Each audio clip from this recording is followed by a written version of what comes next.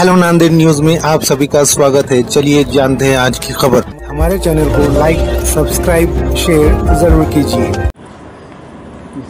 जय हिंद। उद्या 17 सप्टेंबर रोजी मोठ्या प्रमाणात नांदेड जिल्ह्यामध्ये गणपती विसर्जनचे आयोजन आहे।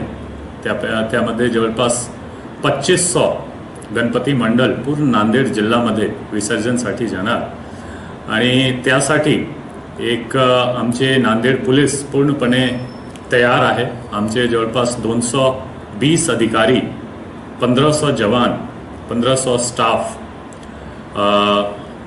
जवळपास 1200 होमगार्ड, एक SRPF ची पूर्ण कंपनी, 15 स्ट्रायकिंग फोर्स जे हेडक्वार्टरचे आहे आणि 5 RCP ची टीम यासाठी पूर्णपणे बंदोबस्तसाठी तैनात राहणार।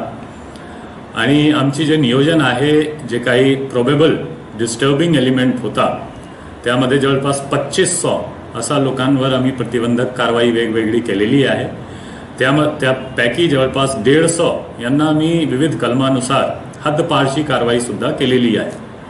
तो आमची नियोजन पूर्णपणे प्लॅनिंग अनुसार चालू आहे आणि आमचे एक जे सूचना राहतील की त्यामध्ये आमचे एक रिक्वेस्ट राहतील की डीजे ची वापर, लेझर बीम हा सर्व टाळावे लागेल आणि त्याची वापर जे 1 डेसिबल से वर जातो असा डीजेचे वापर पूर्णपणे बंदी राहतील डीजेची वापरवर।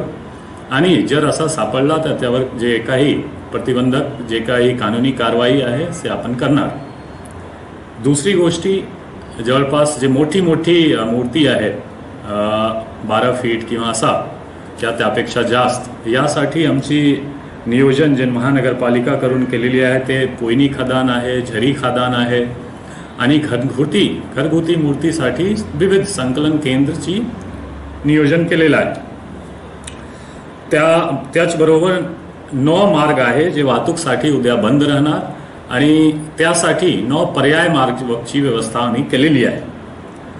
आणि एक शेवटचं असं आव्हान राहणार की जर काही इश्यू होत आहे, काही प्रॉब्लेम होत आहे, काही इश्यू झालेला आहे मिरवणूकमध्ये किंवा 2 समाजमध्ये काही वाद झालेला आहे, तो कोणीही कानून हातमध्ये तुम्ही घेऊ नका, कोणीही रिॲक्ट किंवा रिस्पॉन्स स्ट्रॉंगली तुम्ही करू नका। त्यासाठी पोलीस यंत्रणा पूर्णपणे तयार आहे आणि आम्ही स्ट्रॉंगेस्ट पॉसिबल ॲक्शन घेणार।